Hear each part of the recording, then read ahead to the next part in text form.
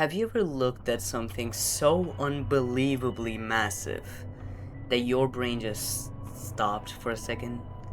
Not because it was dangerous or a monster that was chasing you, because it was too big. That feeling has a name. It's called megalophobia, and it's exactly what I want my next game to be about. And this is Nova.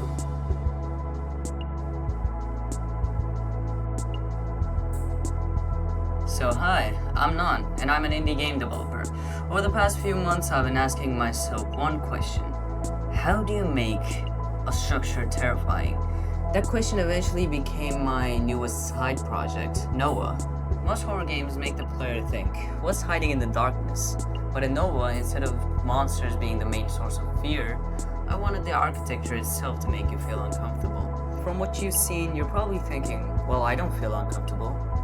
What if I turn down the music?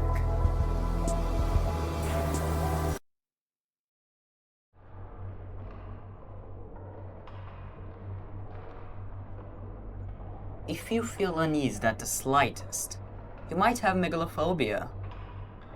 I wouldn't take that as good news though. The game takes place so far into humanity's future that time itself almost loses meaning. Civilization has existed for billions of years. Over that unimaginable amount of time, humanity reorganized itself into three distinct layers: the rich, the medium, and the poor. As resources became scarcer and the world became increasingly hostile, the upper layers slowly disappeared. Eventually, only the deepest layer remained inhabited: the poor, and the robots that continued carrying out the jobs they were built for. You play as a citizen from the medium layer. For reasons you'll discover later, you're forced to descend into the abandoned depths of this colossal civilization. Since the maintenance robots were designed to eliminate any organic life they encounter, going in unarmed wasn't exactly an option. So you'll have to fight your way through a place that was never meant for humans anymore. And this is actually where I started thinking about what I wanted the player to do in Nova. Because the world isn't just huge, it's dying. The sun is nearing the end of its life, and throughout the game, you'll slowly see the effects of it. The environment changes, the light changes, and there's no escaping what's coming.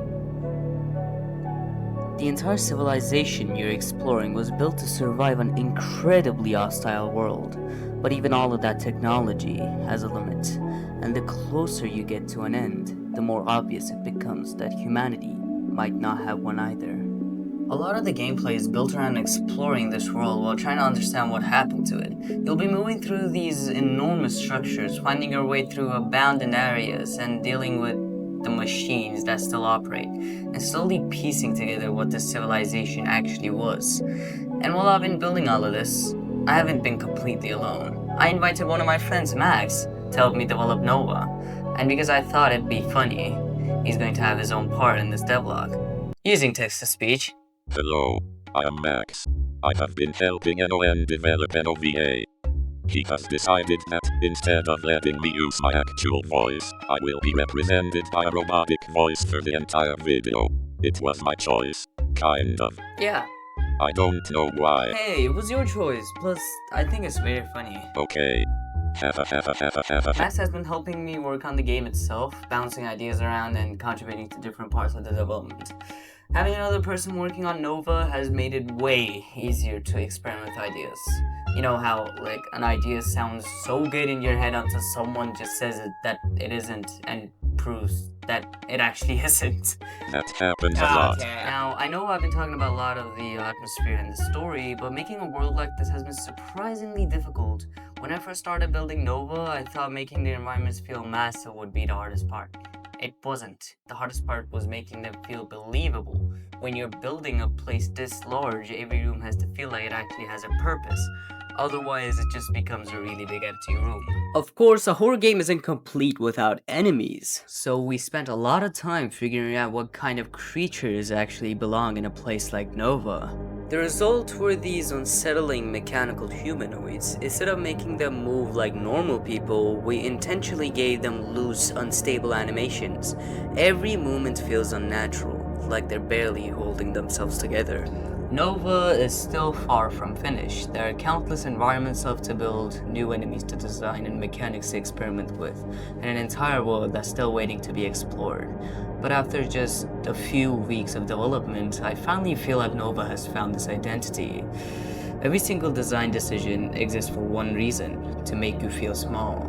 Not through cheap scares or jump scares, but through the feeling that you're just another person trying to survive in a world far bigger than yourself. Sometimes fear comes from realizing just how massive the world around you really is.